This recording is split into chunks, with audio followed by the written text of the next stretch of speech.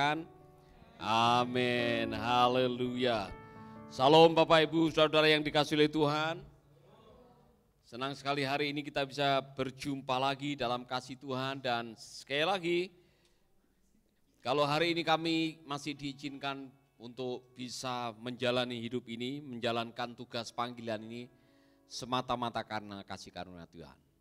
Bersyukurlah kalau hari ini masih diberi kesempatan untuk melayani Tuhan. Amin. Saudara-saudara, kami baru pulang dari Rote dan ada banyak hal yang kami bisa syukuri dari Rote. Salah satu saya bersyukur untuk Pak Dedi dengan istri yang selama ini mendedikasikan hidupnya untuk pelayanan di Panti Rote. Saya bisa melihat kualitas panti dari mana anaknya ceria-ceria. Anak pantinya bahagia, ceria, sopan dan sebagainya. Dan saudara-saudara sangat ceria sekali waktu mereka diberikan TV 50 inch. TV Android 50 inch. Ini kejutan karena mereka tidak dikasih tahu.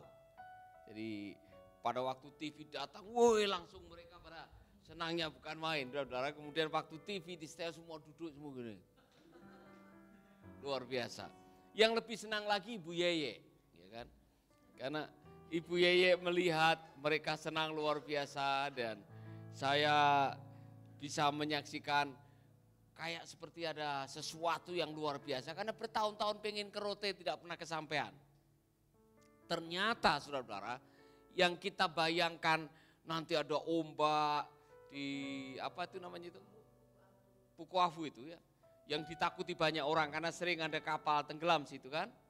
Ternyata smooth, saudara-saudara smooth. Saudara tahu smooth? Bukan smooth. Ya kan?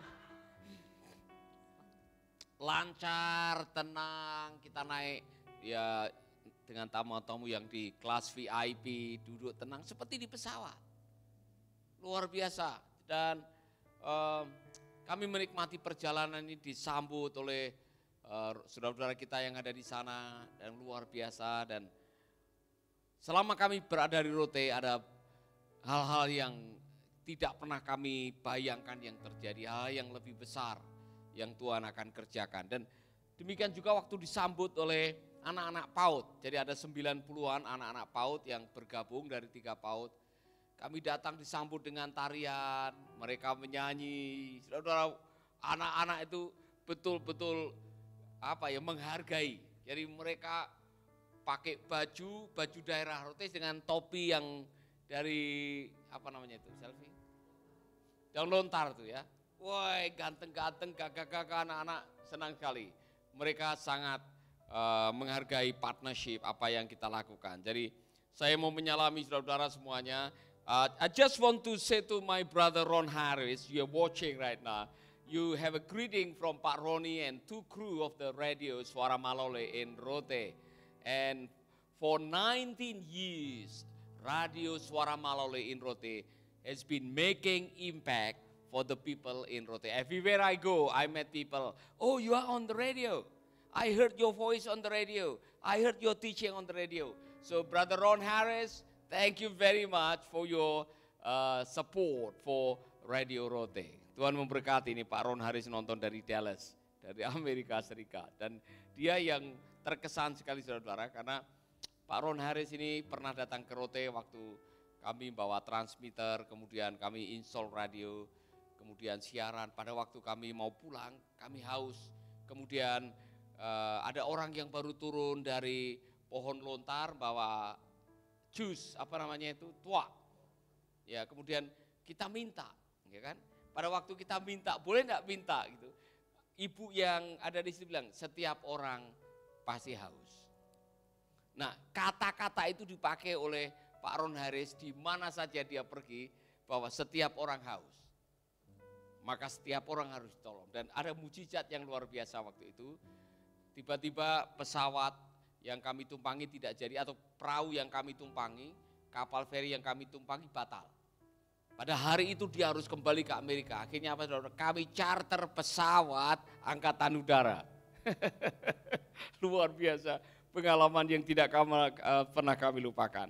Nah saudara-saudara, salam untuk semuanya. Terima kasih sekali lagi untuk teman-teman dan salam untuk anak-anak yang ada di Rote, saudara-saudara, saya yakin nanti mungkin Ibu Yeye mau bersaksi, menceritakan bagaimana sukacitanya tiba di Rote dan sukacitanya meninggalkan Rote. Tetapi saya mau mengajarkan saudara-saudara sesuatu yang saya pikir ini bagus sekali. Belajar hidup taat. Ternyata di hadapan Tuhan ketaatan itu sesuatu yang luar biasa. Taat itu istilahnya harga mati di hadapan Tuhan. Saudara jangan pernah mempermainkan ketaatan. Karena gara-gara tidak taat, ada orang-orang yang akhirnya dilengserkan oleh Tuhan. Gara-gara tidak taat, ada orang-orang yang diturunkan oleh Tuhan. Gara-gara tidak taat, ada orang-orang yang bahkan kehilangan nyawanya.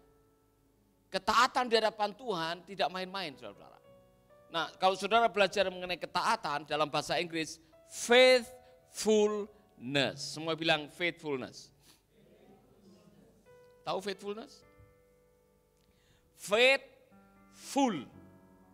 Jadi ketaatan itu datang dari faith and full. Saudara tahu faith? Iman. Full? Penuh. Jadi orang yang taat adalah orang yang penuh iman. Iman itu percaya. Jadi kalau Anda percaya penuh kepada Tuhan, maka Anda akan melakukan apa kata Tuhan. Amin. Kalau Anda percaya penuh kepada pasanganmu, maka Anda akan setia kepada pasanganmu. Kalau ada orang tidak setia, akarnya pasti satu, dia tidak terlalu percaya. Mungkin dia sedang meragukan, mungkin dia tidak yakin kepada orang itu.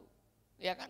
Tanyalah kepada orang-orang yang sedang tidak setia kepada pasangannya, tidak setia kepada majikannya, tidak setia kepada orang-orang yang ada di sekitarnya.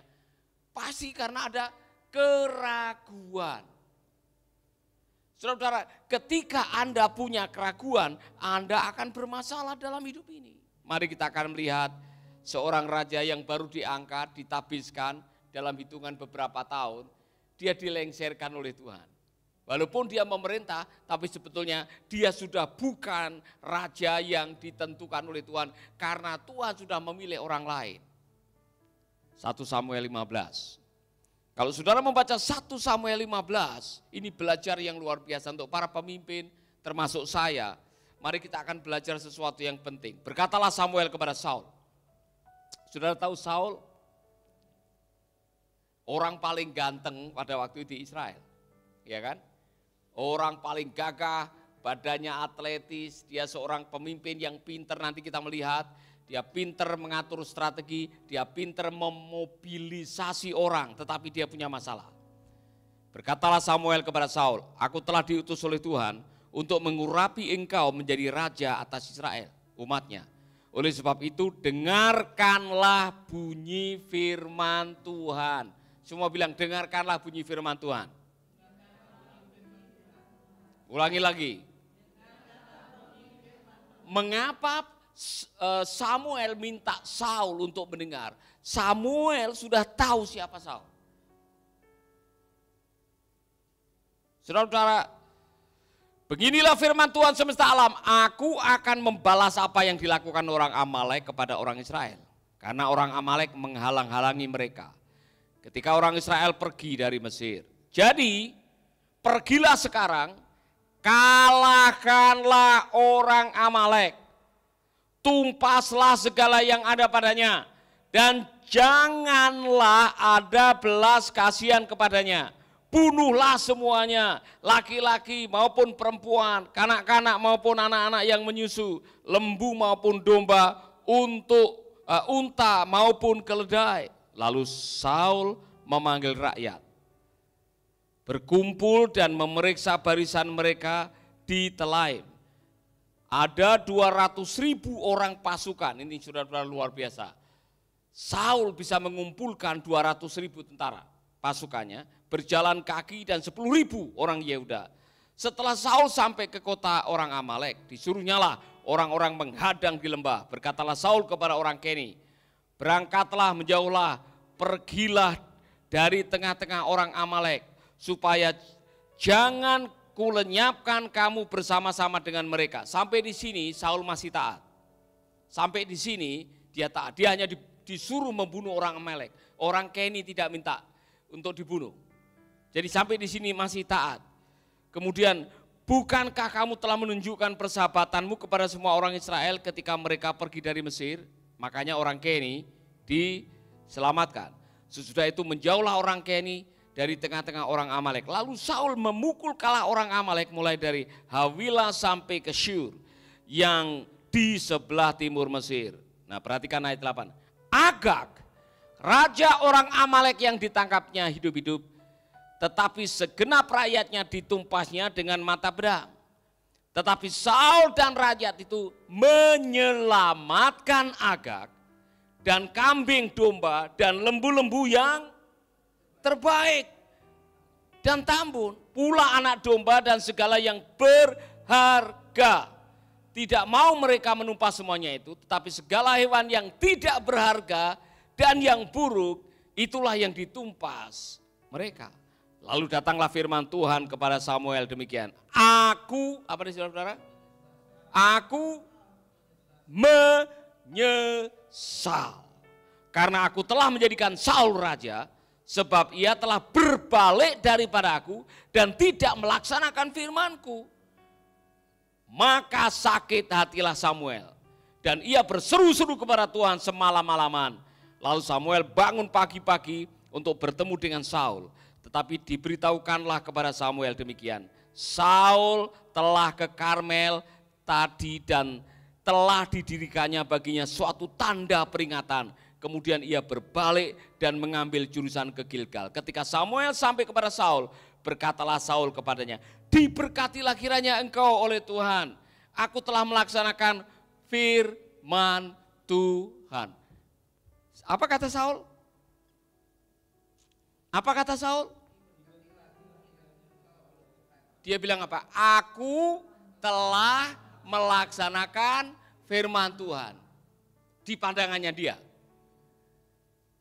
Tetapi di hadapan Allah, dia tidak melakukan apa yang Tuhan perintahkan. Nah ini saudara-saudara, pelajaran yang sangat luar biasa bagi kita semuanya. Mari kita akan melihat bahwa ketaatan itu harga mati di hadapan Tuhan. Tidak boleh tawar-menawar, saudara-saudara. Mari kita lihat. Kemudian dikatakan seperti ini, tapi kata Samuel, kalau begitu apakah bunyi kambing domba yang sampai ke telingaku dan bunyi lembu-lembu yang kudengar?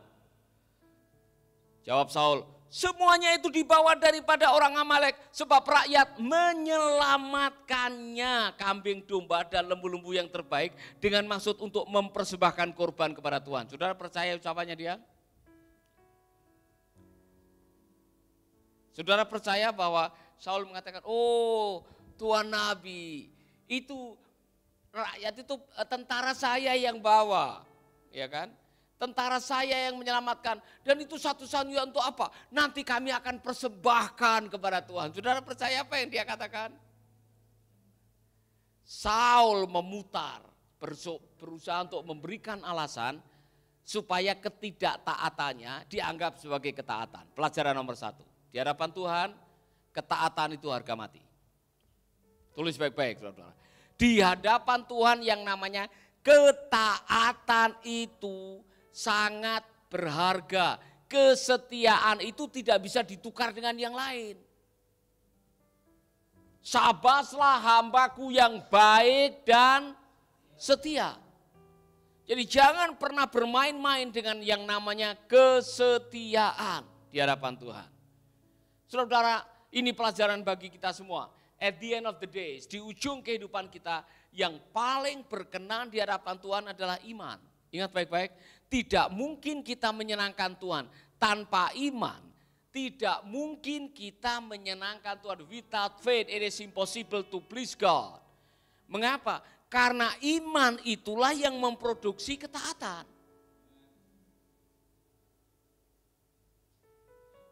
Ketika saudara sudah tidak lagi percaya kepada Tuhan, saudara akan percaya kepada yang lain-lain. Yang membuat Allah marah kepada orang Israel, khususnya pada zaman hakim-hakim. Saudara akan menemukan ada raja yang jahat, ada hakim yang baik, ada hakim yang jahat. Dan ketika hakim itu jahat, maka sengsaralah umat Israel. Pada waktu diganti dengan raja yang baik, maka diberkatilah mereka. Sama sampai sekarang. Kesetiaan saudara dihargai oleh Tuhan.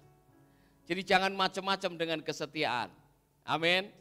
Mari kita akan belajar beberapa hal di sini. Yang kedua, impartial obedience is not real obedience. Jadi ketaatan setengah-setengah itu bukan ketaatan. Iya kami bunuh, tapi hanya raja yang kami selamatkan dan mohon maaf, itu yang namanya lembu, kambing, domba yang tambun, kasihan. Kalau dibunuh, kan kami bisa pakai untuk persembahan. Saudara-saudara dengar baik-baik, dia mencari alasan untuk membenarkan ketidaktaatan. Berapa di antara saudara yang kadang-kadang melogikakan dan membenarkan ketidaktaatan? Waspada saudara-saudara. Ya Tuhan kan tahu Pak, ini tahun ajaran baru, anak-anak ini lagi perlu duit. Nah kalau perpuluhan kami untuk saat ini kami tidak bayarkan, saya pikir Tuhan tahu. Ya kan? Tuhan tahulah kalau kita ini lagi susah. Tuhan tahulah yang namanya ya sedikit aja kebohongan kecil kan enggak apa-apa Pak. Ya kan? Enggak apa-apa, nyuap kecil atau korupsi kecil-kecilan enggak apa-apa Pak. Sebetulnya yang dilakukan oleh Saul adalah korupsi kecil-kecilan. Saudara-saudara, di hadapan Tuhan ketika Tuhan minta kita melakukan sesuatu, ketaatan menuntut penyerahan total. Ketaatan menuntut penyerahan tanpa melihat apapun juga. Maka belajarlah dari Mazmur pasal 1, diberkatilah orang yang kesukaannya merenungkan firman Tuhan siang dan malam. Apa ujung-ujungnya? Apa saja yang diperbuatnya berhasil. Saudara-saudara, saya belajar sesuatu dalam hidup ini. Saya ini kalau pelayanan ke luar negeri, kadang-kadang ada orang kasih persembahan ekstra. Bapak ini pakai saja untuk apa saja yang diperlukan. Saya langsung tanya, ini untuk pribadi atau untuk pelayanan? Terserah Bapak. Nah kalau orang bilang terserah Bapak, saudara-saudara, saya bisa langsung masuk kantong sendiri kan? Tapi saya belajar, kalau itu jatahnya anak yatim, kalau itu jatahnya orang susah, kalau itu jatahnya para lansia atau orang-orang yang membutuhkan, jangan pernah disentuh. Saya belajar itu, Tuhan punya cara untuk memberkati saudara. Amin. Haleluya. Jadi saudara-saudara dalam hidup ini, meskipun itu mungkin menurut ukuran dunia tidak apa-apa, kamu punya hak untuk melakukan. Tapi kalau itu bukan yang menjadi hak saudara, jangan pernah mengambil apa yang bukan menjadi hak saudara. Saya mau belajar dan saya mau kasih warisan ini kepada Anda, jujur di hadapan Tuhan. Hidup jujur itu paling enak. Amin. Orang yang jujur enak tidur. Ya kan? Orang yang jujur enak tidur banyak sedulur. Tahu sedulur? Saudara. Ya kan? Saudara-saudara, kalau Anda taat kepada Tuhan, taatlah secara global, taat secara total. Jangan pilih-pilih yang ini saya melakukan, yang ini untuk sementara saya tolak, yang ini saya taati, yang ini nanti kalau saya sudah mau mati, yang ini saya lakukan, yang itu nanti aja kalau saya sudah punya kekuatan. Salah, sekarang juga waktunya belajar taat. Amin. Ada sesuatu yang menarik di sini. Saudara-saudara, ketika saya mendengar bahwa Tuhan menyesal. Kalimat ini baik untuk diperhatikan. Ayat 10. Lalu datanglah firman Tuhan kepada Samuel demikian. Aku menyesal. Karena aku telah menjadikan Saul raja. Sebab ia telah berbalik daripada aku dan tidak melaksanakan firman. Oh saudara-saudara, melaksanakan firman Tuhan adalah bentuk ketaatan yang paling menyenangkan hati Tuhan. Apabila kamu tinggal di dalam aku dan firman-Ku tinggal di dalam kamu, minta apa saja maka Bapa di surga akan melakukannya. Jadi saudara-saudara, konsekuensi daripada ketidaktaatan itu selalu ada. Saudara-saudara, jangan macam-macam dengan ketidaktaatan, karena ketidaktaatan selalu membawa konsekuensi buruk. Karena apa? Ketidaktaatan membuat Tuhan menyesal. Artinya apa? Tuhan sakit hati. Di dalam salah satu tafsiran, penulis sedang menggunakan kalimat-kalimat yang sangat manusiawi untuk menyeberangkan bahwa Tuhan itu juga punya perasaan seperti manusia. Tuhan punya jiwa, Tuhan bisa merasa, Tuhan bisa bahagia, Tuhan bisa bersuka cita, Tuhan juga bisa kecewa. Saudara-saudara, jangan pernah membuat Tuhan kecewa. Hidup ini hanya sekali. Dan satu-satunya cara untuk membuat Tuhan tidak kecewa adalah taatlah kepada firman-Nya. Amin. Nah, mari kita akan lihat beberapa hal di sini. Lalu Samuel bangun pagi-pagi untuk bertemu dengan Saul. Tetapi diberitahukan kepada Samuel demikian.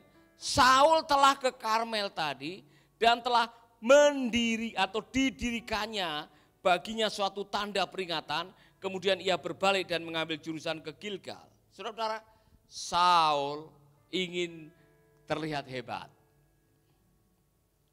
Di hadapan manusia, dia ingin terlihat hebat. Dia bikin monumen. Monumen kemenangan. Dia lupa bahwa yang membuat dia menang itu adalah kemampuan Tuhan. Yang membuat dia menang adalah kuasa Tuhan. Yang membuat dia menang adalah karena Tuhan campur tangan. Karena Tuhan yang berperang buat mereka sebetulnya. Amin. Nah, Saul, ini masalahnya saudara. Nanti saudara akan menemukan. Saul adalah sosok pemimpin yang sangat haus pengakuan.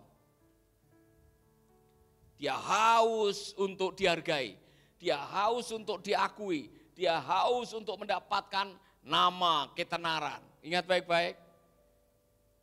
Karena apa? Dia bermasalah dengan rasa aman. Seolah-olah kalau dia sudah dikagumi sebagai orang paling ganteng, ada ayatnya di situ. Paling ganteng, paling pinter, paling tampan, paling tinggi. Oh, dia hebat, saudara-saudara. Tetapi kepintaran, kepandaian, apalagi penampilan, kalau tidak didukung dengan karakter kesetiaan, di hadapan Tuhan tidak ada artinya apa-apa. Tengok teman saudara, ganteng saja tidak cukup. Pintar saja tidak cukup. Hebat saja tidak cukup. Ganteng tapi karakter jeblok, tidak ada gunanya. Tahu karakter jeblok. When talent is not enough. Talenta saja tidak cukup dalam hidup ini. Dengar baik-baik. Pinter saja tidak cukup.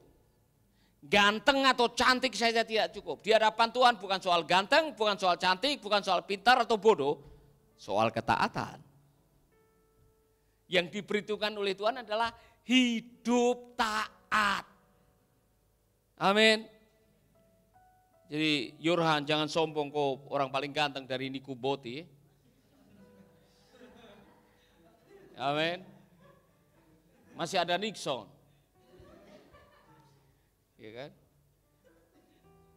Jadi jangan sombong sekali, masih ada yang lain. Dan di hadapan Tuhan bukan soal ganteng, punya kumis atau tidak punya kumis.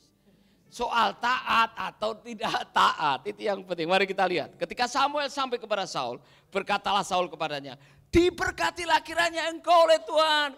Aku telah melaksanakan firman Tuhan menurut pengakuannya. Wah, dia ingin mendapatkan pengakuan dari Samuel. Seolah-olah Samuel, wow. Saul ingin supaya Samuel mengatakan, well done. Hebat. Ternyata tidak. Samuel sudah dikasih tahu malam sebelumnya oleh Tuhan. Tetapi kata Samuel, Kalau begitu apakah bunyi kambing domba yang sampai ke telingaku? Samuel tahu ada barang jarahan yang harusnya tidak boleh diambil. Walaupun semua tentara pada zaman itu, salah satu bayaran seorang tentara adalah barang jarahan. Tapi Tuhan mengatakan tidak boleh, kali ini tidak boleh.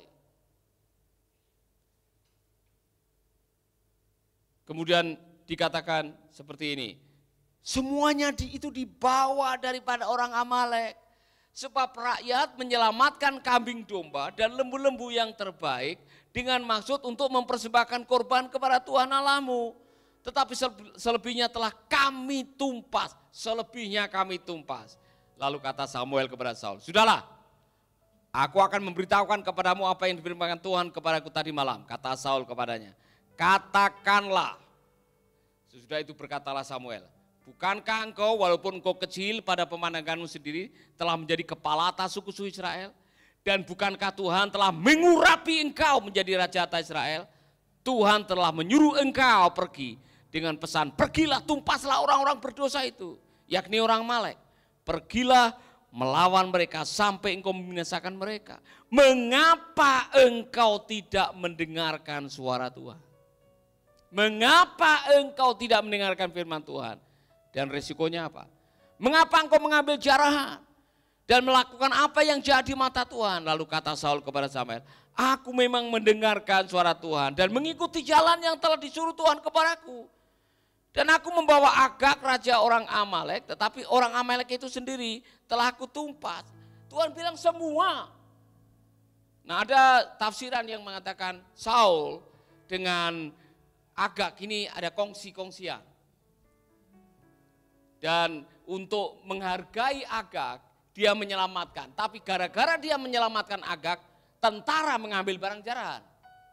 Jadi kalau pemimpin turun 1 langkah, pengikut turun 3 langkah. Itu pelajaran. Saudara-saudara, tetapi rakyat mengambil dari jarahan itu kambing, domba, dan lembu-lembu yang terbaik dari yang dikhususkan untuk ditumpas itu untuk mempersembahkan korban kepada Tuhan. Nah, apakah Tuhan itu berkenan kepada korban bakaran dan korban sembelihan? Sama seperti mendengarkan suara Tuhan, sesungguhnya mendengarkan lebih baik daripada korban sembelihan. Memperhatikan lebih baik daripada lemak domba-domba jantan. Sebab pendorokan adalah sama seperti dosa bertenung. Dan kedegilan adalah sama seperti menyembah berhala dan terafim. Karena engkau telah menolak firman Tuhan, maka ia telah menolak engkau sebagai raja. Wow, 2 kalimat penting sekali. Taat lebih baik daripada korban. Ketaatan lebih berharga daripada korban. Di hadapan Tuhan, ketaatan lebih baik daripada korban. Katakan amin. Di hadapan Tuhan mungkin beda. Ini contoh. Saudara tahu jemaatmu ini koruptor. Atau jemaatmu ngambil barang jarahan dari orang, kemudian dibawa ke persembahan persepuluhan. 1,5 miliar persembahannya. Gimana saudara-saudara? Saudara terima? Saudara akan belasan. Kan saya tidak tahu Pak kalau itu hasil korupsi atau uang haram. Saya tidak tahu Pak. Nah kalau dia sudah tahu bahwa orang itu tidak mungkin memberikan sebanyak itu. Saudara-saudara, mari kita menghargai ini. Di hadapan Tuhan, dengan baik-baik, ketaatan jauh lebih berharga daripada korban persembahan. Ketaatan jauh lebih berharga daripada rutinitas. Ketaatan jauh lebih berharga daripada penampilan. Ketaatan lebih berharga dari hanya sekedar wow. Ketaatan jauh lebih berharga daripada yang lain-lain di hadapan Tuhan. Dan harga ketaatan yang parsial tadi, ketaatan setengah-setengah adalah Saul kehilangan jabatan sebagai raja. Pelajarannya apa bagi kita? Lebih baik kita hidup dalam kekurangan, tapi hidup dalam ketaatan. Daripada kita hidup dalam kelimpahan, tapi kita tidak taat kepada firman Tuhan. Karena urusannya ujung-ujungnya sad ending. Saudara tahu bagaimana Saul mati?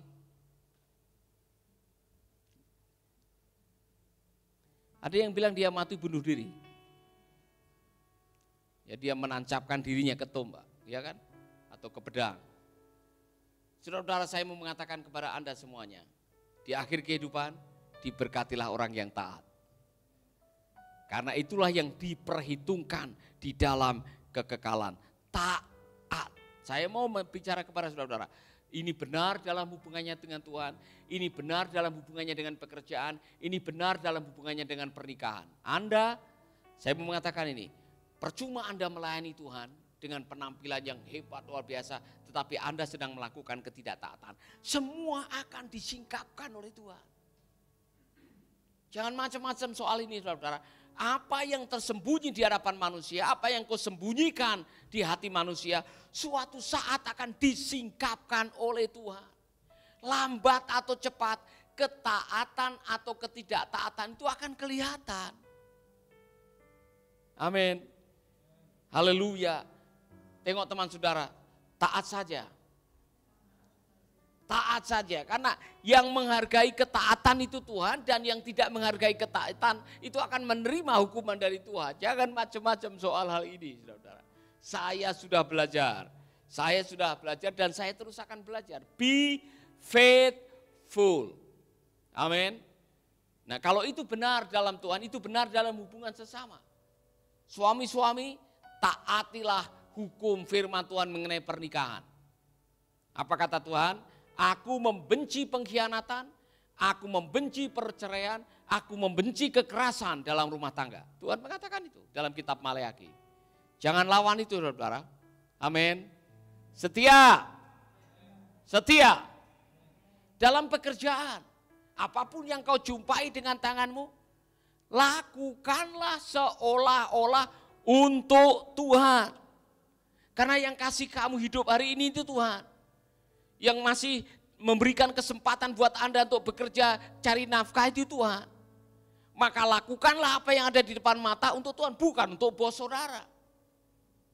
Kalau setiap orang pakai cara pandang yang benar dalam pekerjaan, maka Tuhan akan memberkati saudara dengan luar biasa. Amin. Setia, katakan setia. Saudara-saudara, ini pelajaran yang luar biasa. Jangan meremehkan sesuatu yang adalah kebenaran dan Anda anggap itu terlalu ringan. Oh, enggak ada konsekuensinya, enggak ada resikonya. Semua yang namanya kebenaran kalau dilakukan itu mendatangkan berkat, kalau tidak dilakukan mendatangkan kutuk, mendatangkan kesusahan, mendatangkan masalah. Kalau enggak percaya, bertanyalah kepada orang-orang yang sekarang diusir dari rumah itu. Oleh karena tidak setia kepada pasangannya, sehingga harus meninggalkan rumah karena diusir. Dan akhirnya hidup susah. Ya kan? Saudara-saudara, hidup sekali, belajar taat sehingga kita bisa mengakhiri hidup dengan senyum dan mengatakan Tuhan baik. Haleluya. Amin. Mari kita berdiri, ada satu lagu lama. Setia, setialah, setialah sampai mati. Seperti Tuhan Yesus, setialah sampai mati. Apakah balasan untuk kasih setia? Setia, setialah, setialah sampai mati. Katakan setia, setialah. Setia, setialah, setialah sampai mati. Seperti Tuhan Yesus, setialah sampai mati. Amin. Apakah balasanmu untuk kasih setianya? Setia-setialah. Amin, amin.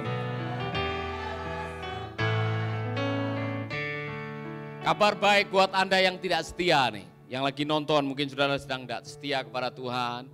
Tidak setia membaca firman Tuhan. Tidak setia mentaati firman Tuhan. Tidak setia bayar perpuluhan. Tidak setia dengan pasangan. Tidak setia dengan teman. Tidak setia dengan majikan. God is God of a second chance. Tuhan selalu memberikan kesempatan untuk engkau bertobat.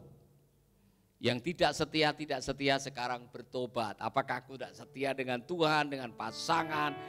Saudara, ada waktu untuk kita bertobat. Dan saudara mengatakan, Tuhan, aku mau bertobat. Taruh tanganmu di dada. Saya mau berdoa buat saudara. Bapa di dalam surga, kami bersyukur buat hari ini. Karena kebenaran firman-Mu ya dan amin.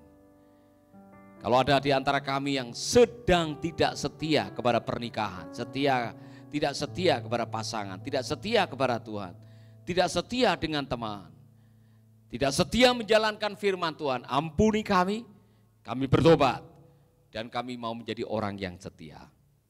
Terima kasih Tuhan, di dalam nama Yesus kami berdoa. Amin, amin, amin. Saya ingin mendengarkan sesuatu dari Bu Yeye, kesaksian apapun juga, silakan Bu Yeye. Apapun juga. Ya, jangan lupa setia bersaksi ya. Bersaksi terus sampai Tuhan datang. Oke, puji Tuhan. Masih live atau enggak? Ya. Dalam setia ada ketaatan.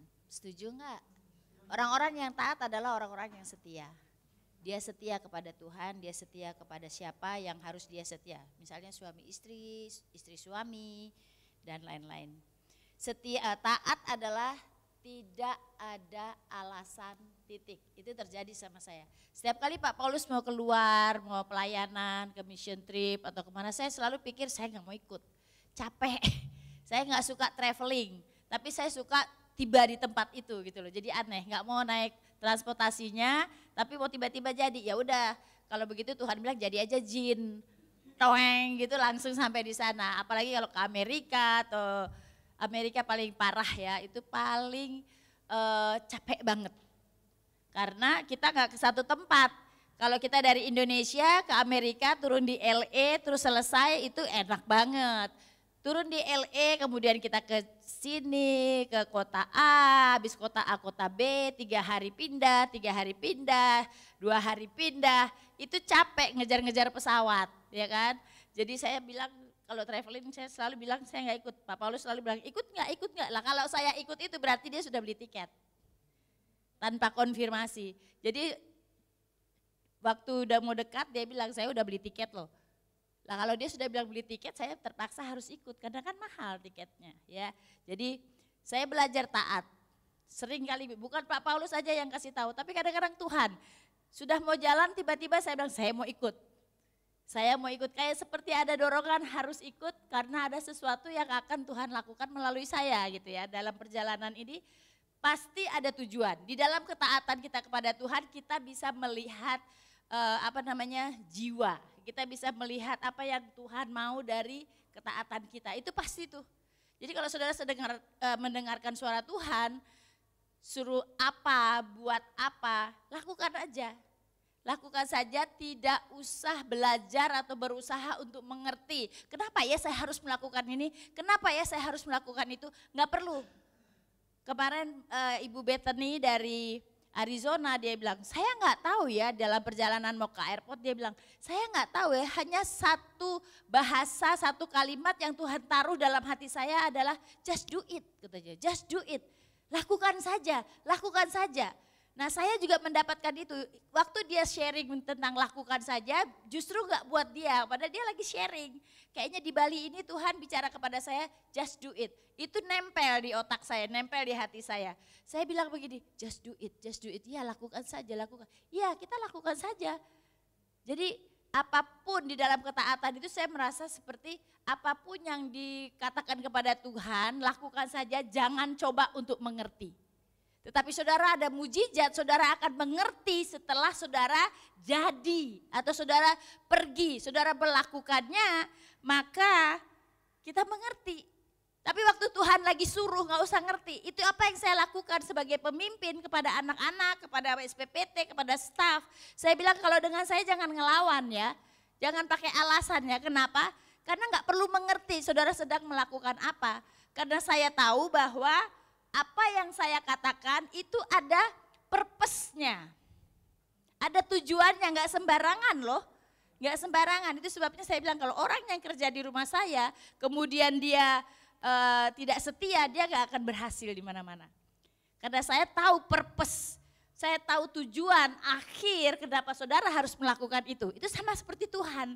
Saya baru mengerti Tuhan itu ternyata kalau nyuruh kita menaruh beban, menaruh perintahnya dalam kita untuk melakukan, kita nggak usah takut, apalagi Tuhan loh yang melakukannya. Just do it, amin. Jadi selama satu minggu ini, saking pinternya bahasa Inggris bilang minggu aja minggu, ya. Minggu. Selama satu minggu ini mari kita taruh kalimat itu dalam diri kita. Ketaatan adalah just do it, amin. Just do it. Lakukan saja, mengerti jangan. Artinya gini, lakukan, enggak usah pakai pikir. Kadang kalau kita mau mengerti banyak sekali pertanyaan. Aduh untuk apa sih ibu nyuruh gini? Aduh ibu ini suruh-suruh terus. Aduh gini, aduh Tuhan nih gimana sih maunya apa sih? Saya tuh takut gitu kan, ombak, takut banget, trauma gitu kan. Tapi Tuhan bilang lakukan saja, lakukan. Jadi hari terakhir itu saya bilang Osin, saya paling gak bisa kalau udah janji. Kalau saya janji apapun saya harus tepati. Sepusing apapun, secapek apapun saya harus kerjakan sampai janji itu sudah saya bayar. Kalau enggak saya enggak bisa tidur. Jadi ada 2 janji selama ini. Waktu saya ke Australia saya bilang sama Ibu Tere ini ya, don't worry, I will be with you, I'm the one who will go there, I'm come from Rote. Wah saya semangat sekali, I will ya. Saya bilang saya bakalan nemenin kamu ke sana, saya orangnya yang akan bersama dengan kamu. Oh ya puji Tuhan, syukurlah, dia senang banget ya dengan anak kecilnya. Dia berharap sekali kalau saya itu bisa ikut, ya kan. Terus yang berikutnya adalah selama 12 tahun anak-anak Rote itu, anak-anak Mercy Indonesia berdoa supaya saya itu bisa menginjakkan kaki saya di Rote. 2 promise ya, ada 2 janji yang ada di dalam saya yang harus saya tepati. Jadi satu malam itu sebelum berangkat, saya nggak berangkat, saya sudah bilang Pak Paulus saya nggak ikut. Pak Paulus berharap banget kalau bisa ikutlah, nggak usah takut lah, takut puteran itu ya. Angin lah, apalah gitu kan. Aduh nggak ada bayangan, saya takut banget, nggak saya nggak mau pergi. Dan yang kedua banyak hal yang harus saya selesaikan di Bali ya, di kantor. Jadi saya bilang enggak lah, anak-anak masih urus ini, urus itu dan lain sebagainya. Jangan, saya nggak pergi. Saya harus tenang karena saya tahu ada jadwal berikutnya yang juga banyak gitu. Jadwal bulan ini banyak banget tahun ini ya. Jadi saya bilang enggak, saya istirahat dulu deh sambil ngerjain apa yang di dalam. Malam terakhir, saya rasa seperti kapan lagi kamu pergi? Nggak bakalan pergi kalau ini miss, kamu nggak akan pergi selama-lamanya. Waduh, dan ini perginya menebus janji. Kalau kamu cancel hari ini, kamu nggak bakal pergi kapanpun. Waduh bener juga ya, saya bilang nggak tahu itu suara dari mana, pokoknya kita ngobrol-ngobrol ya. Terus malam itu saya pikir-pikir, bener juga. Kalau hari ini saya nggak pergi, besok-besok saya nggak akan pergi. Dan saya berat dengan janji. Besoknya, Osin, cari tiket dong, saya pergi tapi jangan bilang-bilang Bapak, jangan bilang-bilang siapa-siapa, ini kejutan ya.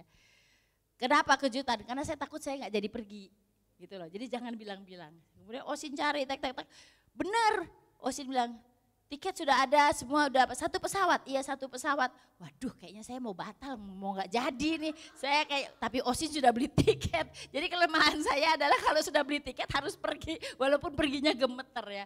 Ya sudah saya pergi, tapi semua pinter ya, semua staff, semua diam nggak kasih tahu Bapak. Malam hari saya beresin koper. Bapak sudah beresin di koper kecil, saya ambil koper besar, dia bilang buat apa? Oh ini buat oleh-oleh, saya bawa kaos-kaos itu buat anak-anak gitu, si Selfie udah siapin semua. Terus saya diam-diam, dia pergi, nggak tahu ada apa, pergi gitu ya. Aduh puji Tuhan dia pergi, oh ada Zoom atau apa di atas. Waduh puji Tuhan kalau bisa lebih lama lagi. Karena saya harus pilih baju saya, tatain di situ ya. Kemudian saya ambil koper kecil, saya tutup baju-baju saya, dia sudah bolak-balik pulang, bolak-balik lihat. nggak tahu pikirannya dia apa kok sibuk gitu. Dia enggak, kamu ikut ya? Enggak, enggak. Sampai di airport, kemudian saya bilang sama si Tere, saya bilang, kamu ikut? Enggak, dia kecewa sekali waktu naik tangga. Kemudian sampai di airport, hey finally you come, you join us, katanya. Pergi ke Rote, enggak saya cuma nganter aja sampai itu Bapak belum tahu saya pergi tuh. Ya sampai di airport, sampai akhirnya, loh kok kamu ikut masuk? Orang aku juga pergi, tiketnya sudah ada. Dia tanya, dia panik ya, biasa yang ngurus tiket kan Pak Paulus. Dia panik sekali, tiket sudah ada, belum. Beres gitu kan. Akhirnya sampai check in semua baru dia yakin, oh ibu ikut. Puji Tuhan. Saudara, ini yang saya belajar dari khotbah tadi. Khotbah tadi benar-benar menjadi pewahyuan, jadi pengertian. Makanya saya bilang, jangan pernah mau mengerti waktu Tuhan bilang pergi atau Tuhan perintah sesuatu. Just do it. Oh gak punya uang, just do it. Oh gak punya ini, just do it. Amin. Semua bilang just do it. Amin. Obedience means just do it. Ketaatan berarti saudara lakukan saja apa yang Tuhan mau. Itu salah satu keberhasilan saya selama bertahun-tahun melayani di Mercy Indonesia. Just do it, gak peduli. Tahu Bapak Paulus benar ya, just do it. Walaupun saya gak ngerti apa-apa, just do it. Jadi orang-orang yang peka gitu loh.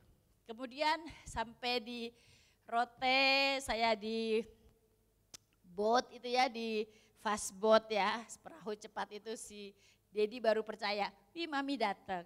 Terus dia bilang, mami kami sudah 12 tahun menunggu, akhirnya ini perdana mami menginjakkan kaki di Rote. Saya nangis, saya balas Dedi nangis. Saya bilang, iya Dedi puji Tuhan, saya gak bisa ngomong apa-apa, cuma nangis saja. Terus udah gitu, si Tere juga senang banget, saya bawa dia, memang dia perlu dibimbing, perlu ada perempuan, kalau enggak waduh setengah mati juga, bawa anak kecilnya itu, waduh. Jadi Tere ini kan punya sakit gula, dia pakai alat, kemudian susah makannya, sedikit aja itu kesian gitu, jadi harus ada perhatian khusus. Apalagi anaknya gak pernah makan gitu kan, jadi puji Tuhan saya ada mendampingi mereka. Tapi yang terlebih istimewa waktu saya sampai di sana, kemudian saya lihat semua, waktu pulang di pesawat saya nangis lagi. Bukan saya gak mau pulang, tapi saya merasa saya sudah do it. Saya sudah melakukannya, saya sudah taat kepada Tuhan. Wow, saya bersyukur karena saya taat kepada Tuhan, saya pergi. Di sana ada dua hal. Saudara-saudara seperti yang Pak Paulus katakan, anak-anak panti Rote amazing. Mereka saya lihat semua mereka dari 10 mereka tambah 2 anaknya pengasuh, anaknya Pak Dedi dan Ibu Nona. Saudara yang 10 ini, mereka masih kecil-kecil jadi enggak masalah. Yang 10 ini, saudara saya melihat seperti wow masa depan mereka luar biasa. Dan Mercy Indonesia harus menolong mereka. Mercy Indonesia harus menolong mereka. Kenapa? Karena Tuhan sudah perintahkan, Tuhan sudah taruh beban di dalam hati kita. Just do it. Saya harusnya mau bawa mereka semua ke sini. Hampir aja, tapi enggak, harus bijaksana juga, harus urus ini, urus itu, tunggu sebentar lagi dan lain sebagainya. Satu-satu mulai bersaksi, saya mulai dengar satu-satu saudara luar biasa. Kesaksian latar belakang mereka, mereka benar-benar orang-orang yang anak-anak yang luar biasa dan masing-masing 10 dari mereka semua. Mereka akan jadi somebody, orang yang dipakai Tuhan luar biasa. Saya melihat dari nobody, mereka waktu bersaksi mereka nobody at all. Mereka kosong sekali, tapi waktu mereka ada di Panti Asuhan Mercy Indonesia Rote, mereka menjadi somebody. Dan saya mau mendampingi mereka sampai mereka sukses. Kenapa? Karena Tuhan yang taruh. Sok hebat loh dampingin, wah bla bla bla. Iya, just do it. Tuhan yang perintah, Tuhan yang persiapkan, Tuhan yang mencukupi, Tuhan yang atur. Selama ini kita sudah melihat keajaiban Tuhan. Lihat anak-anak yang ada di sini, lihat alumni-alumni. Berapa banyak mereka? Ratusan. From nobody to somebody. Itu yang membuat saya nangis, saudara. Saya bilang wow. Saya selalu kalau ada hal-hal begitu saya linkkan ke diri saya sendiri.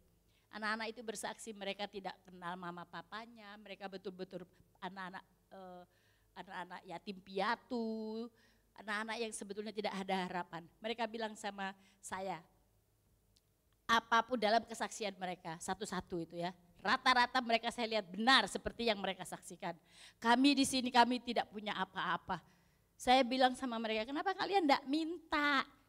Ya, saya bilang, ini jebol, apa sudah jelek, TV sudah bertahun-tahun rusak, TV jadul, tidak punya rice cooker, tidak punya wajan, tidak punya kipas angin, tidak punya apa, panasnya luar biasa, tapi bersih, rapi sekali rumahnya. Kenapa enggak pernah minta? Kami semua di sini tahu diri.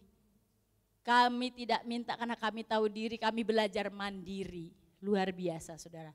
Panti asuhan Rote yang luar biasa pertama kali saya datang. Saya bilang kalian capek-capek, kalian begini, minta kami akan kasih. Jadi saya di sana saya belanjain apa saja, saya belanjain, saya minta. Enggak, saya pergi sama Dedi beli kipas angin karena saya udah pengap, gak bisa napas kan panas sekali. Beli kipas angin 2, rice cooker, terus apa-apa mainan anak-anak dan lain sebagainya. Dedi kau perlu apa lagi? Ayo ambil. Tidak mama, sudah cukup. Sampai di rumah saya lihat lagi, ini tidak ada, itu tidak ada. Saya bilang kamu ini tidak mau minta. Kami tahu porsi kami, biarkan kami mandiri. Mereka jualan ayam kampung dan sangat laris. Saya bilang jual es mambo itu, bawa ke sekolah anak-anak, jual. Di sini panas sekali, anak-anak pasti suka makan es buah atau es mambo atau karena ada freezer di sana. Jadi saya bilang Tuhan, yang saya lihat itu memang karena pemimpinnya seperti itu, anak-anaknya seperti itu. Mereka tahu diri, tapi mereka bahagia dengan apa yang mereka punya. Kami tahu diri mama, dengan apa yang kami punya saja kami sudah bersyukur. Wow, luar biasa, luar biasa. Dan saya lihat masa depan mereka. Seperti khotbah Pak Paulus, Tuhan tidak memakai malaikat Tuhan turun. Tuhan memakai anak-anak Tuhan, hamba-hamba Tuhan, manusia untuk menjadi kepanjangan tangan Tuhan. Di situ saya baru bilang, benar juga nih khotbah ya. Kita yang dipakai Tuhan, kita harus taat. Taat. Kalau saudara tidak diutus ke Rote, apa yang Tuhan bicara buat saudara? Lakukan. Lakukan apa? Ayo mulai hidup dengan taat kepada Tuhan, taat kepada suara Tuhan setiap hari. Jangan memikirkan dirimu sendiri. Pada saat kita pikir diri kita, Tuhan tidak mikirin kita lagi. You sudah bisa kok mikirin diri lu sendiri, gitu Tuhan bilang. Tapi mari kita berusaha, kita mulai memikirkan kebutuhan orang lain. Saudara, Tuhan bicara saya waktu di pesawat, kenapa saya nangis. Pak Paulus suka ganggu kalau lihat saya nangis, dia mesti foto-foto lah apa segala macam. Saya sampai sedih gitu kan. Terus Tuhan bicara begini, seandainya, seperti Yona, saya heran Tuhan selalu kembalikan ke saya gitu loh. Seperti Yona itu kan dibilang, kalau itu anakmu kira-kira bagaimana? Kan waktu itu saya rada-rada jijik ya lihat tumor besar, terus cium-cium gitu kena kayak aduh gimana gitu geli. Waktu Tuhan bilang itu saya diubahkan sama sekali. Tuhan kasih kayak mungkin lebay menurut saya, mikirinnya terlalu lebay sampai saya nangis. Mikirnya saya, duh kalau mereka pingin apa-apa gitu loh, mintanya ke siapa? Pingin dipeluk, pingin disayang, pingin makan enak gitu loh. Nggak punya pulpen misalnya. Coba bully dia, kalau itu anakmu ada di panti asuhan itu atau ada di mana gitu ya. Coba anaknya Bu Rina Yuda jatuh, kita langsung lari, operasi, lari, ditolong. Tapi anak-anak ini kemana gitu loh. Itu yang buat saya nangis. Mereka gak punya orang tua, mereka gak punya orang yang betul-betul mereka percaya untuk berbagi gitu loh. Ya kan? Jadi saya bilang Tuhan tolong saya untuk taat, tolong saya untuk setia, tolong saya untuk bisa menolong mereka. Saya bilang Pak Paulus, kita kembali. Dia bilang kenapa kamu nangis gitu kan. Saya bilang kita kembali ke comfort zone kita. Saya kembali ke situasi yang semua serba ada, enak, gampang mintanya. Saya mau apa aja ada di sini. Tapi di Rote saudara, nggak ada apa-apa. Bu Devi tahu ya, yang ada cuma tuak manis dan gula air. Saya kemana-mana disuguhin gula air, gula lempeng gitu ya. Makan coklat itu ya gantinya gula lempeng. Enak sih, cuma saya berpikir nih anak-anak saya masa depannya gimana kalau cuma tahu tuak air dan gula lempeng ini ya. Jadi saya bilang, Tuhan, hidup life changing ya. Setiap hari kita harus berubah, harus merubah hidup kita karena kebaikan Tuhan, kesetiaan Tuhan kepada kita. Mau apa saudara sekarang? Yang kecil aja mau apa? Mau beli mie ayam? Mau makan ikan bakar? Mau apa? Mau jalan-jalan ke mall? Di Rote boro-boro mall, nggak ada mall saudara. Saya nggak jajan di sana. Nggak ada. Yang saya beli di Rote selama 5 hari cuma pisang sama gula lempeng. Udah. Nah saudara, marilah kita belajar bersyukur kepada Tuhan. Hidup kita ini luar biasa sekali. Hidup kita di luar biasa. Bersyukurlah tiap hari. Tidak ada complaining kepada Tuhan. Tuhan jaga, Tuhan pelihara kita luar biasa. Tuhan jaga kita luar biasa. Jangan pernah katakan kepada Tuhan, Tuhan kok begini? Tuhan kenapa begini? Enggak usah. Hidup saudara setiap hari saja sudah bahagia gitu loh. Sudah enggak ada kekurangan. Oh Tuhan aku begini, aku begitu, komplain terus. Jangan pernah komplain. Saudara capek sedikit, it's okay. Memang harus capek. Hidup itu adalah perjuangan. Amin. Ada banyak anak-anak Tuhan di luar sana yang betul-betul berjuang. Jadi mari kita bersama-sama. Kalau saudara hanya bisa berdoa, berdoalah. Jadilah pendoa-pendoa yang setia. Kalau saudara tidak bisa beri apa-apa, ya tidak apa-apa. Yang penting saudara melakukan apa saja yang menurut sesuai apa yang Tuhan katakan. Amin. Setia dan taat. Tuhan Yesus memberkati. Mari kita berdiri sekali lagi, kita berdoa buat hamba-hamba Tuhan, anak-anak Tuhan. 2 hal, yang pertama panti asuhan, yang kedua ada Yusuf. Ada Yusuf di sana yang membutuhkan uluran tangan. Doa kita. Mari kita berdoa. Haleluya, haleluya. Aku mau cinta Yesus selamanya. Mari bulit. Kita nyanyikan pujian ini. Saudara, mari saya mau kita di-refresh lagi.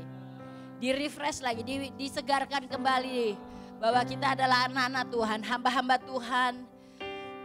Yang perlu mendengar suara Tuhan setiap hari. Selamanya.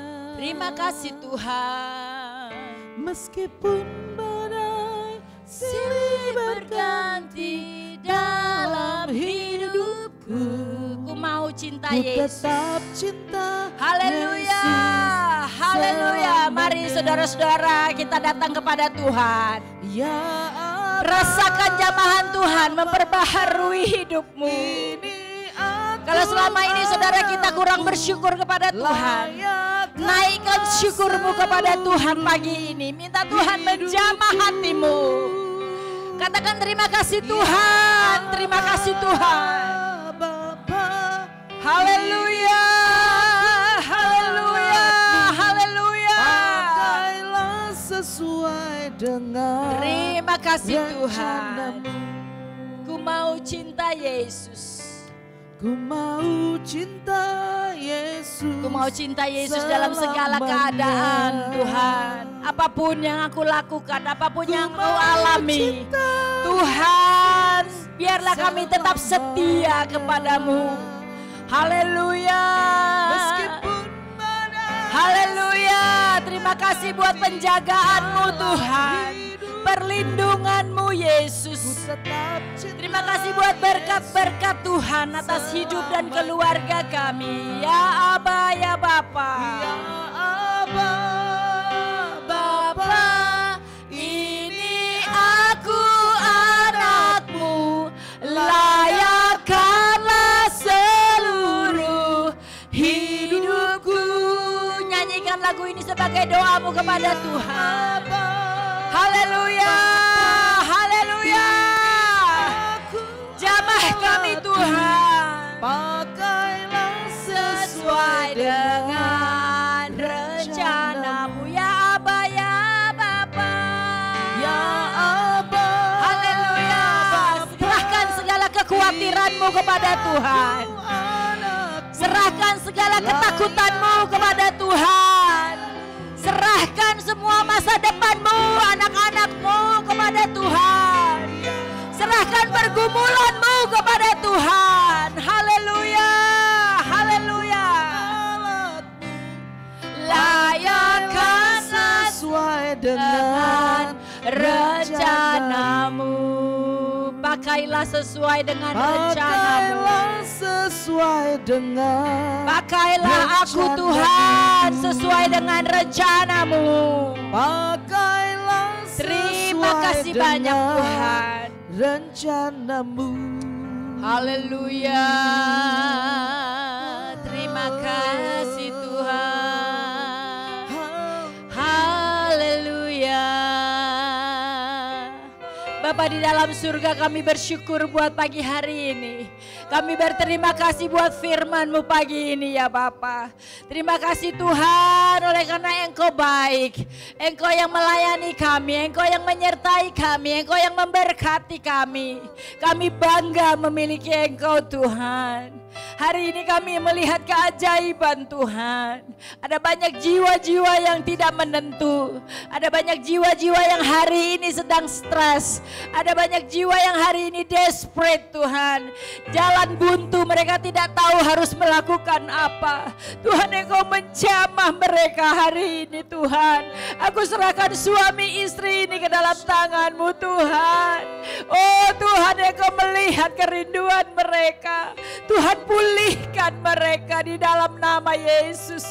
Terima kasih kalau Engkau sudah memberikan nama-nama ini, jiwa-jiwa ini kepada kami Bapa. Biarlah kami terus menolong bersama dengan Engkau. Jadikan kami alat-Mu Tuhan.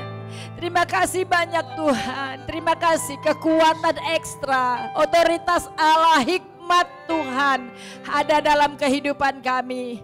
Terima kasih banyak Tuhan. Hari ini kami melakukan pekerjaan di mana Tuhan akan menyertai, memberikan ide-ide yang baru, bekerja dengan bahagia Tuhan. Oleh karena Engkau Tuhan menyertai kami. Terima kasih, cukupkan segala keperluan kami sepanjang hari ini. Orang-orang yang kami cintai, Tuhan memberkati. Saudara kami, sanak saudara maupun tetangga kami, orang-orang yang keluar masuk kantor ini, tamu-tamu kami Tuhan, kami berdoa di dalam nama Yesus. Engkau memberkati mereka semua. Jauhkan kami dari mara bahaya dan kecelakaan Tuhan. Tutup bungkus dengan kuasa darah Yesus setiap hari. Terima kasih Bapa. Apapun yang kami lakukan dibuat Tuhan menjadi berhasil. Terpujilah nama-Mu Yesus. Dan di dalam nama Yesus yang menjadi Tuhan dan kekasih jiwa kami, kami berdoa. Semua yang percaya katakan amin. Tuhan memberkati.